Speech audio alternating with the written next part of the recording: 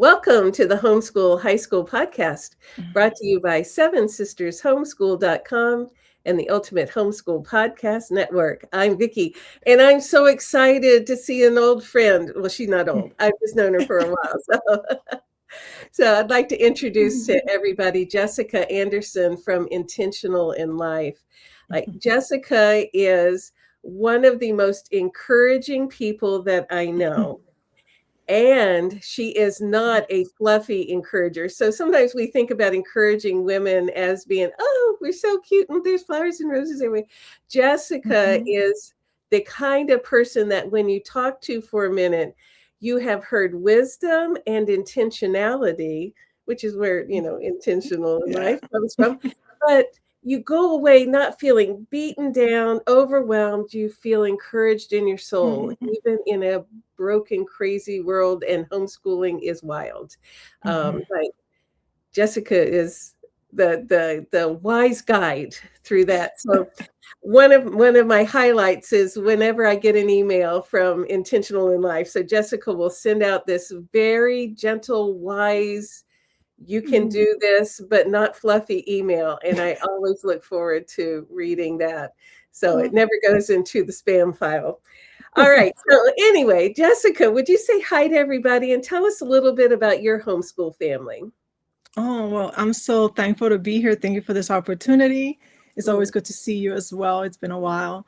I am a mom of 3 boys. I'm in all the stages. I have a high schooler. I have a almost middle schooler. And then I have a young one. So I have a 3rd grader, 5th grader, and a senior this year. So we met you when the elementary one was in the carriage. So we met at the One conference, and I think our 7 sister Kim followed you around all over the conference trying to get hold of the baby. So you've had a warm place in our hearts for many long years. Yeah. So, okay, back to your homeschool. So you've got all the stages. So elementary, middle, high school. So you're doing all the things. I'm doing all the things. Yeah. And for you, your life hasn't been like, oh dear, what do we have for lunch today? It's been lots of stuff going on. So what can you kind of high level overview, like what kind of things do you do when you're living life when it won't behave? Like you guys have had to take care of a lot of things in the last decade, and it hasn't been like daily normal life that's boring for year after year. How have you managed through a lot of changes and chaos in your world? I call it the messy middle because that's the part, like the process of it all, right? I think what has really helped is being connected to the Lord. And on top of that is really making sure that I have my boys' hearts. And what I mean by that is my relationship with them, because, academics, yes, it's important. And yes, we have to make sure they know how to read and write and do all the things they need to do in order to graduate. But what really matters to me is the discipleship and really being able to connect with them, that they feel safe to come and share what their struggles are and things like that. And as parents, kids are very resilient. And a lot of times you don't really think a lot of things are going on with them because they're just like all happy and doing their stuff. But when you really sit down, like you have to be intentional and sit down with them and say, what's going on? Like, how have you been feeling? Is there anything you have questions about of what's happening? I had a lot of those type of conversations and still do with them, just to check and say, like, I know we've been through a lot. We had a lot of loss in the family, a lot of death. And we also had been moving a lot and between states and things like that. And that's hard. It's not an easy journey when you're homeschooling, but there is a gift in homeschooling where you can homeschool anywhere, right? And they can learn in many different ways. But as homeschoolers, we sometimes feel like, oh, if they're not sitting down doing the textbook, if they're not doing this, but they have to also know how to grieve the loss, right? And life happens, how to be part of a family or how to help or how to do these type of things. And I think I focused a lot on those things when we were like in the messy middle. And yeah, we still got our book work done and things like that. But it's so important that you connect and you build that relationship with your kids. Because my desire is that when they get older and have their own families, that they still will want to call me and see how I'm doing, and still want to call and ask questions like, hey, mom, or seek advice. That's what we Yes, want, you know? yes. Yeah, that has always been one of my goals for my kids is when they are all grown up and have their own lives, that they still like me and I still Yeah. like them. You know? And so what you guys live out, and I really, really appreciate this, is that homeschooling and life does not need to look like a movie or a textbook, or Mm-hmm. it needs that messy middle. Mm-hmm. As long as you have relationships with each other, Yes. then you and the kids, your whole family will go together through that and grow together through Yeah. that. And that's what I see in you is God is always inspiring you, and you are always seeking God, so that relationship stays the same. And Mm-hmm. you always talk in a protective but connected way about Mm-hmm. your kids. And Mm-hmm. I really have appreciated watching that over the years. So Oh, you thank yeah, you. you were telling me about the words that God gave you for this year. You know, Mm-hmm. a lot of us like to have a word from Mm-hmm. God for the year, and we kind of have that as a guiding star to help us make decisions and hold us fast. God gave you three. So would you mind sharing those? Because I think that the wisdom in them would be some encouragement to our homeschool mom sisters out there. Oh, of course. Mm. So this year, usually I go with a word or a verse, Mhm. or both. But the Lord gave me three words this year, and someone told me, "Oh, it's a framework." I was like, "I don't know," but God gave it to me. So if it's a framework or not, but the words that He gave me was cultivate, build, and establish. And, I was like, okay, Lord, what am I supposed to do with these three words for this year? And he basically told me the first 4 months of the year, so until April, I'm going to be cultivating. Cultivating means I'm setting up my systems, like having my chores for my kids, having a homeschool schedule or routines. We don't do schedule because we're not very rigid. We're like more routine and rhythm. Mhm. Mhm. Making sure that we have a meal, like I know what I'm cooking every Mhm. day. I mean, so Mhm. it helps with decision fatigue where you're not trying to make decisions every day, what you're going to Yeah, cook, what you're going to make for breakfast and all that. Have yeah. those things set up, Mhm. and systems and how things run. If you have a business, that you have those things set up and all the things running in a smooth way. And of course, you're going to be tweaking here and there because, you have to. As life changes and seasons come, is always different. So he says you cultivate, then you build. When you can't build something if it's not cultivated, right? If you don't cultivate those relationship with your kids, if you don't have something set up that when you start to build, and build is mostly for homeschool moms, would be like having things more smoothly, being able to participate more in other things, knowing what you're going to say yes to and no to that Mhm. doesn't benefit your family during that season. And Mhm. I always seek out and I always encourage homeschool moms to pray because we can be part of all different type of methods like Charlotte Mason on schooling or life schooling or whatever, but not one family in that method homeschool the same way.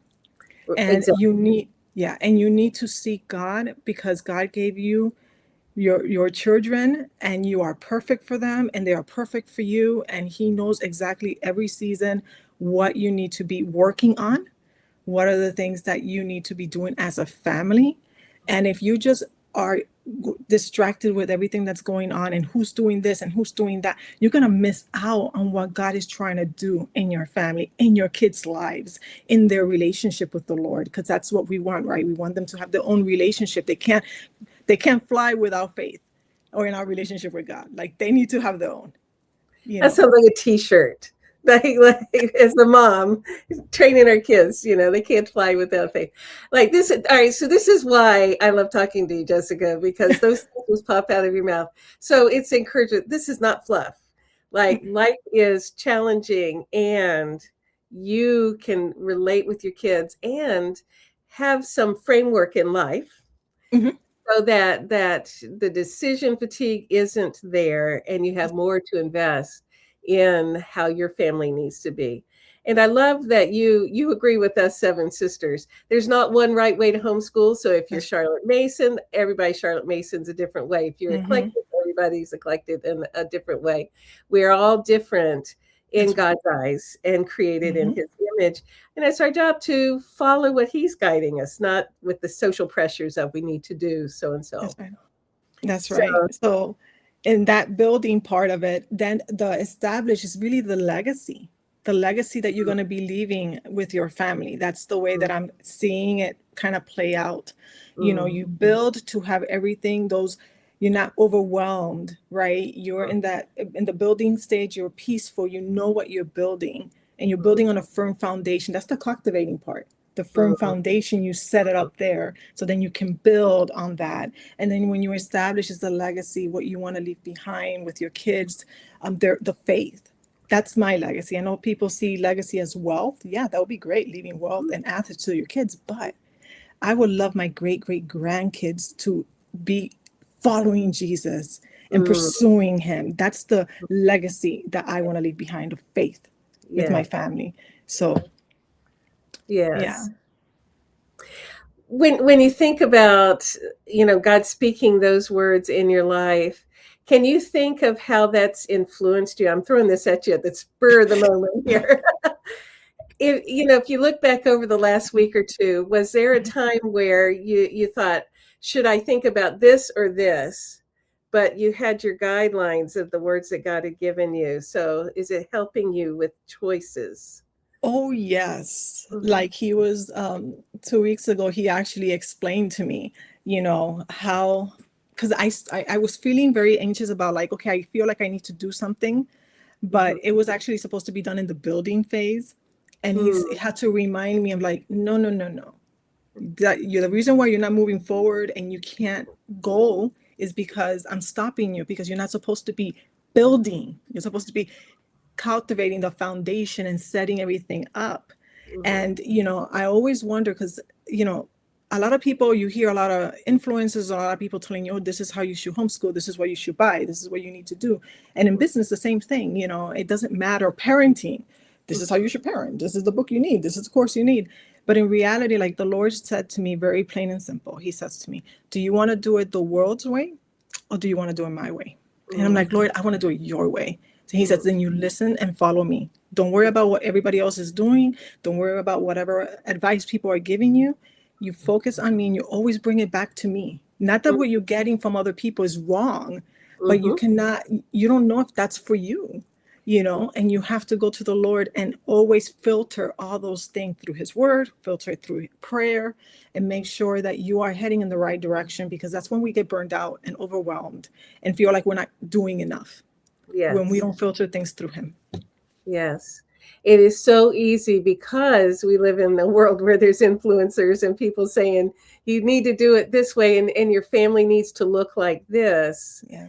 And like you gave the example of being in the cultivating place, like you Mhm. are in there making the relationships happen. You're down in the almost invisible place Yes. where you are laying the framework for building what the next things are in Mhm. life. That doesn't look like our American thing of success, like No. look at me, like come do it like me. And so it is hard for us as homeschool moms, I think, sometimes to not look like, oh, we are all that. Yeah. But really, all that is following God. We need to be all that in His eyes, following what Mhm. He's given us to do. And a lot of times it's invisible, it's just our It is. relationships with our kids. So it's Yes. okay. Yeah. Yes, it's private. It's your private Yeah. time with the Lord, Yeah. you know? Yeah. Yeah. Yeah, I love that. Yeah. So what do you guys, when you have free time, what are some things that your family is enjoying at this moment in life? Like, do you ever have some free time that y'all just get to relax? Yes, we try to build that in our day, in Mhm. our week. Like if we see that it's just today, everybody just woke up on the wrong side, we're like, okay, you know what? let's go somewhere, let's go somewhere. So we love going out. We love nature. So we try to take like hikes and visit state parks. Mm. Right now where we are, we're like 10 minutes from the beach and we Ah, love the beach. So ah, we'll go out there and walk. We've seen crabs and starfish and birds and all the things. So my boys love to scooter. So we go to the park and walk and mhm. get our vitamin D from the Oh, sun, yes. because that's Yeah. important. That's really Mhm. important. Sometimes Yeah. my kids want to get out of the house and we can't go anywhere at that moment, and they're just walking around the house. Okay, they just walk and they Yes. march and they talk and they play. And that's so good for body and soul. So, yeah, you guys are in Florida now, right? Hmm. Hmm. Yeah, I always say, because I was raised in Florida, there is nothing like a Florida sunset. That's right. I think it's one of the most therapeutic things in the world is just to watch a Florida sunset. It is beautiful. Yeah. The sunsets are beautiful, but when the sun is rising, that's gorgeous as well. The different colors, it's Yeah. beautiful. Either way, I mean, if you catch it, either one, it's Yeah. incredible. And so where you guys are living, you are making use of the Yeah. things that are around you and giving Hmm. your kids the gift of knowing where they are. So they know the parks around them and they know the beach and they know what the sunrise or sunset looks like. And, that's a gift that It you are is a gift. giving your family. And it's part of that relationship building, I think, is those shared beautiful experiences. Yes, because Yeah. I mean, especially with children, like you want them to bond with their siblings. Mhm, You want mhm, them to be good friends and that they can be with each other and spend time. I'll mhm. share this because it just came to my mind. But when we were visiting my parents for a while, kind of helping out and things like that, my dad goes and meets, like every Friday, he used to go out with his brothers to dinner and their Aw. wives. And I remember later on, like my boys, I heard them talking. They're like, yeah, we need to be like grandpa. So when we get married and we get bit, like get our own home and everything, our own lives, we need to get together and we need to be going to dinner together. And that just warmed my heart because I'm like, wow, you're looking at a 8-year-old, you're looking at a 11-year-old and a 17 at the time, oh yeah, Yeah. 17, talking about this. This is like a huge age Yeah. gap in there, Yeah. and that they're talking about already making plans of connecting afterwards. Mhm. So Mhm. that is that's my joy, seeing them to be able to have the relationship together and that bond. That theme in your life is relationship. Hmm. Yeah. So much more important than you being all that academically, although the academics Yes. happens, Hmm. or being a big famous influencer. Hmm. You are established in the homeschool world. So those of Hmm. us who've been around, we know Jessica, but your emphasis is those relationships. Hmm. So see, that's encouragement. It's not fluffy, it's just wise and intentional. So, all right, Jessica, would you tell folks how to get in touch with you? So if they want to get your newsletter or find you on social, like where will they find you? Oh, you can go to intentionalinlife.com to my website, and on the left side, you see all my socials. So you can just connect. I'm everywhere pretty much. Yeah, yeah. And you can connect me there, and you can also sign up for my newsletter as well. We would love for you to join the community over Yeah. Intentional Life.